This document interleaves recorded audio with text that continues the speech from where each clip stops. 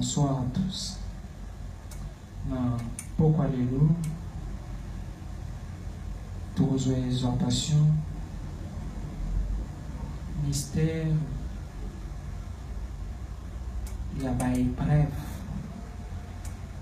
mystère, il y a des obstacles, mystère, il y a rejet. Oui, tous ont comme côté, mais comme exhortation, il y a beaucoup. C'est quoi un rejet? Importance, il y a rejet les animes. Importance, il y a isoler les animes. Importance, il y a souffrance les animes.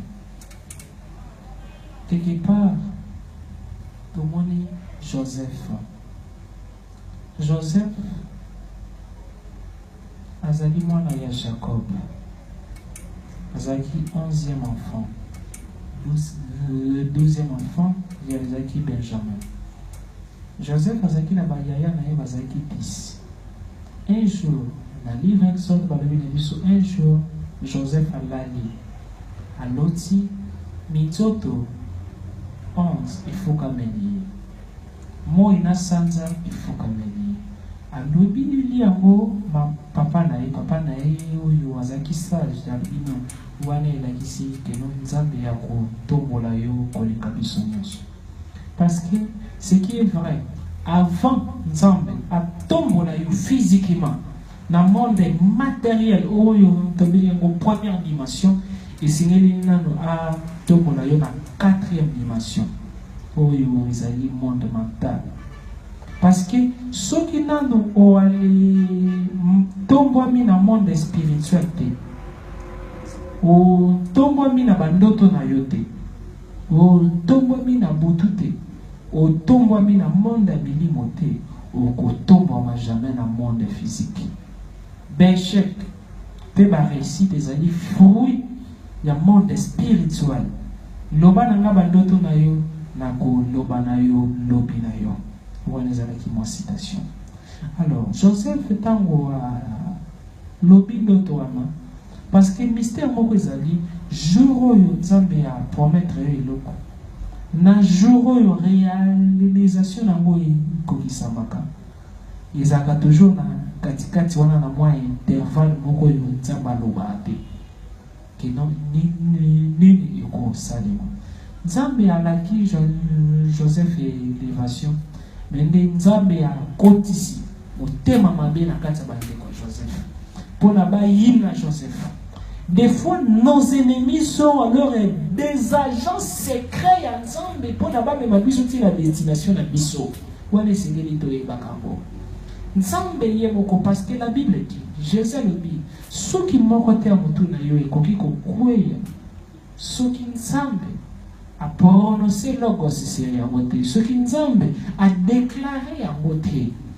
Même Satan, pour alors ça la motumabe, au-delà de tout, n'a pas ange, n'a pas démon, basé na sa juridiction métaphysique transcendantale ya Nzambe. Nzambe a touché le thème à Joseph. Joseph a dit non, pour na to pekisa. Ndoto anaye kokisa besengeli to tekai. Besengeli to sale mabe. Parce que jamais prophétie anaye koki kwani kokisama. Bazuye, balobi, ba bomaye. Moko alobi te to tekai. Bazuye Joseph, ba teki comme un marchandise. Il y a comme esclave. Moto yo Nzamba révéla ki que non esengeli azala bénédiction. Mais a commis porte sa malédiction la vie na ye. Il y a commis comment la malédiction a commis esclave. Mais des comportements ni Joseph azalaki na mona kata traverser wana na kata moment où babeka na mona alors na les zones noires. Joseph a gardé qu'il foi parce que mon chance aka ba miranda na biso ko mankala beauté na biso bebaka. Ma voiture est bébaka. Un jour, mon moto azalaka pour yo a koki kwa likoma contre yo. Parce que zali nature à moto. Moto zali on dirait évolutive. Moto zali multidimensionnel. Moto zali on dirait caméléon. Mais des ensemble ce qu'elle a qui promesse n'a jamais changé. Joseph Ayeba qui est ensemble à mototé. Comme ensemble à mototé, c'est-à-dire ensemble à occuper quoi les constater parce que comme on est Jésus. Moïse mon nom c'est lui qui suis, je suis l'être des êtres. Na hébreu malobi tétragrammaton wana na grec na hébreu zali Yahweh Yod Vohe, l'être des êtres. Nzambaza présent, il est le même hier, aujourd'hui, éternellement. Joseph Ayeba qui était même à Tazali quoi le monde à phase contraire. Il y a bénédiction Nzambe azaki na foi que non ezali illusion makambo azali comment na wana ezana ngo enokote Nzamba bombi bénédiction moko na kati nango agane ka foi mais yeba kite comment Nzambe akowashi tangu Nzamba sali o promesse ko lokate ki o yeba Nzambe akokote la porte ni akobibi la porte ni même ata au moni phase noire yo croire kaka na couleur blanche ya mwana ndi Joseph asalaki. Confiance en Joseph envers Nzambe, comme Joseph a joué qui Nzambe moudouté. Parce que biso to kansera Nzamba amoudou. Pour na to rappeler la paix. Mais Nzambo la ka kingate, qui no la ka lelo. Alors ce que l'union sunga Nzambe, Nzambe a ko abandonné yo. Ba sunga Nzambe te. Job na livre ne dialobi Nzamba zana ni conseiller kuna liko. Alors Joseph a un espoir que non, comme Nzamba la ka qui est. Keno ba ndegone ba kufuka melayi même ata lelo ba télémédier Nzamba za la porte au fond Nzamba sali était la 4 esclavagisme Joseph a commis étendard principal ya ndako ya Potiphar oyo azaki gouverneur. Mais peut-être akoka ki koloba bon promesse Nzambe yango non. Mais Nzambe a suscité les sous yoka Nzambe a suscité bandeko Joseph bayi na Joseph. Joseph il y a comme esclave kuna comme gouverneur na kwa Potiphar Nzamba non nani kokité Nzamba suscité encore motema mabe na kati ya motema ya mwasi ya Potiphar pona lula Joseph tanga luli Joseph a boyi kwa lesala mabe na ye obéissance et même na élévation. Ce qui ont lingi, Nzamba matiso likolo makasi. Fanda na kiti moko babengango l'obéissance na conscience na yo. Ce qui loko wana conscience na yo et pekisi yon de konanga. Kote le melangote. Parce que ange oyo a joué comme médiation entre biso na Nzambe pour la grâce kita. En solo la cannabis na conscience. Désobéissance nyoso salaka contre conscience na yo et retardaka voiture na yo ya destin pour na okoma ne loko Nzambe a prometa yo. Wana ezali si j'ai honte tozalaki na opono wana ezali mystère de l'ange mental. Wana ezali si j'ai honte oyo ezali kaka simple exhortation. Les amis courte. Alors, Mine Salemi. Tant que Joseph a acquis ici, obéissance n'est pas un Nzambe. Nzambe a touché les sous-motés ma moitié à Potiphar pour accoster la Joseph Makamba. Bakangi Joseph. Joseph déjà mataki bazongisi na prison, humilié. Tu ne seras jamais honoré lorsque tu n'as jamais été humilié. Tu ne seras jamais béni. Ce qui n'a aux ala maudité. Au monde n'a jamais lumière. Ce qui n'a bazinisi on a quatre ténèbres. Profondeur il y a un problème là yo ezali hauteur ya gloire au Nzamba bombeli yo. Nzamba ça la biso neti flèche. Flèche. Ce qu'on dit au Kenya musika makasi. Le Seigneur était aux hommes na sima makasi. Ce qui Nzamba linga matisa yo a suscité banguna ebele. Multiplication ya banguna na yo. Multiplication. Il y a miracle oh Nzamba bombeli yo. Multiplication ya ba problème na vie na yo Yakobo yo Mosaka Gloria ifata talita kuni. multiplication ya ba problème na vie na yo ezali solo ya bénédiction pe ya miracle nzambe oyo alikasala na vie na yo. Nzambe abombaka jamais bénédiction na kati ya bénédiction. Écoutez-moi bien. Nzambe abombaka jamais bénédiction na kati ya bénédiction. Nzambe abombaka bénédiction na kati ya malédiction. Nzambe abombaka honneur na kati ya humiliation. Jésus pour nazala honoré et Seigneur qui azala humilié. Nzambe akomi moto.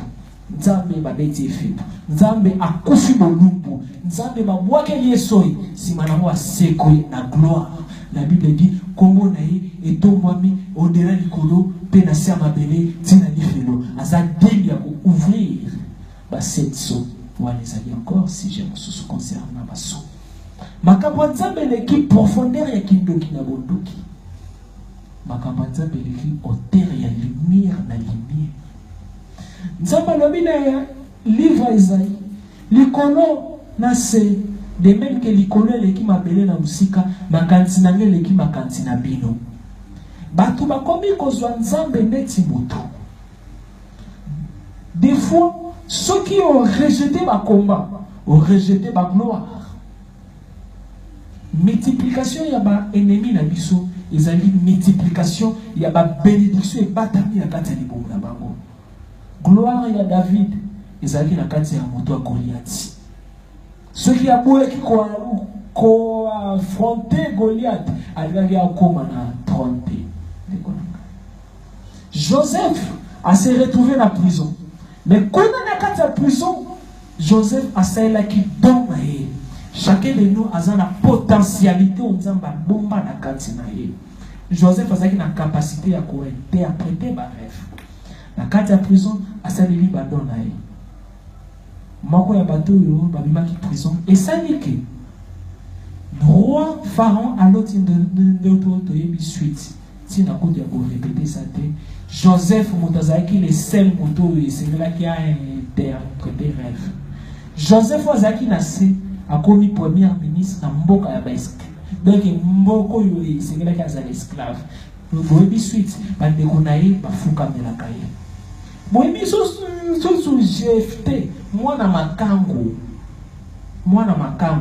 mwana ndumba papa na ya kufi babengani ye na bandeko na ye oyo bazaki bana ya libala mais nzamba lokoti ye a comme se vaillant héros bandeko na ye ba récupérer ye batie ye mokonzi na bango parce que azaki le seul a kokaki kwa les défendre bango yoka soki olingi nzambe asala eloko moko na vie na yo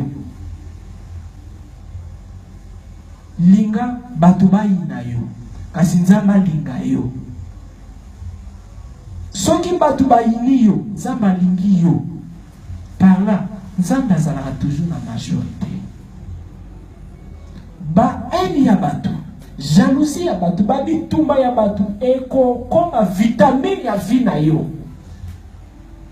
Please, batu bakobundisa yo.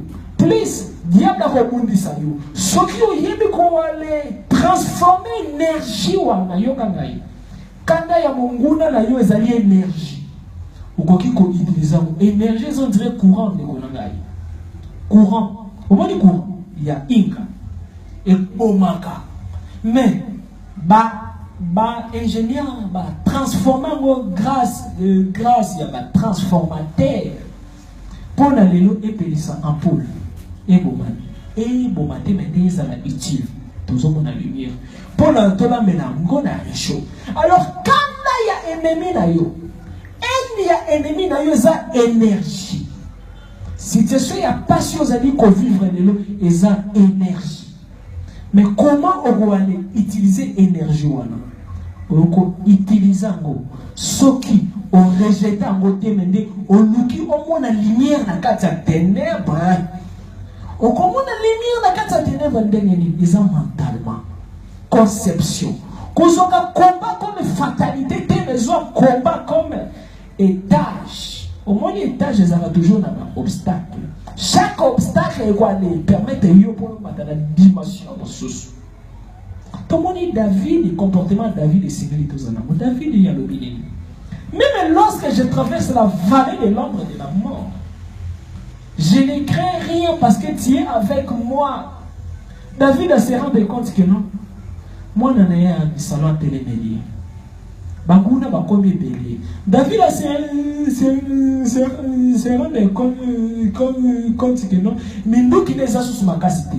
Mais quand on y a mutuasa ma capacité, Nzambe n'est-ce abadawana. Mitika ce qu'on a volonté Nzambe. David a continué à Zamba bandi déclaration. Même lorsque je traverse la vallée de l'ombre de la mort, je ne crains rien parce que tu es avec moi. Parce que Nzamba a souffle na yo. Watch pema na yo. Souffle n'est pas de présence ensemble. Osayo mon côté, il est là. Ce qui ont dit à agir au monde un miracle. Mais de ceux qui ont dit qu'ils ont agir au monde un chagrin. Souffle là où ils ont la carte na yo mutu et qu'on transforme comment dans la bénédiction. Mayele na yote, befort na yote, mutu Seigneur a tika souffle se libérer. Laissez l'esprit se libérer en toi, transcender la matière. Tekonanga, na coupé ça au conseil. Bitumbozo mona lelo. Ya mwana nde sengolo lobi. Souci oza na mo lelo, ya mwana nde consolation na yo lobi. Mais condition, solo lingi au mona bénédiction. Solo lingi au mona bénédiction.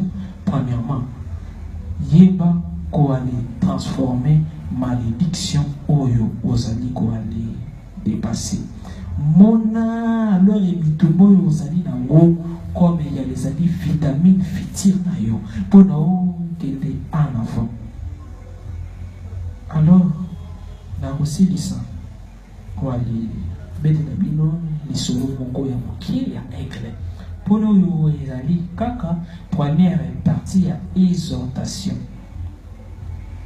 Alors, aigle.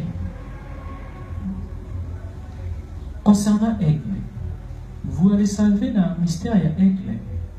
Aigle, a commis coco. Ce qui a commis, bec naïe comme un capette. Aigle a suivi. Aligé à Gendea comme un bis. Bisi. A bouger mon oncle. Il y a aigle. Bec à aigle au camion. Baninga mbisi baseka mbisi. Donc bali seka aigle. Aigle a yoki souci à mati na ngomba. Abatami ya lobino isengeli na lukanzambe. Isengeli na lukanzambe. Comme na sana besoin ya ko lukanzambe. Nzamba zali capable ya ko aller changer dimension nyonso ya problème ezali na kati na ngai. Aigle abatami na kati ya grotte. Aigle a yebi que non, esengeli ya se sacrifier pour na se récupérer. Parce que Jésus a dit, celui qui perdra sa vie pour moi, la récupérera. Aigle a longoli bec naïe, a betsa wana libanga bec longoli, a longoli bani pli basine na mai, pli melongwe, manzake longwe. Aigle a tikali bongo na souffrance. Mais nde akanika ka miso, sima ya batan bec a simeboti, bec ya sikeboti, manzake boti, pli et boti. Aigle azongi na mayo yo kote baseka kiye. Mbisi ana azali komona ya moni otele aigle ya kala. Mais mbisi ana suna suka kiwapi na kati ya setoma ya aigle. Nzambe a koki lisusu ko ali renouveler makasi na yo comme aigle. Mais les oaka ka décision lelo ya komi lela ka susu na pasi na yo te. Amen. Bonsoir.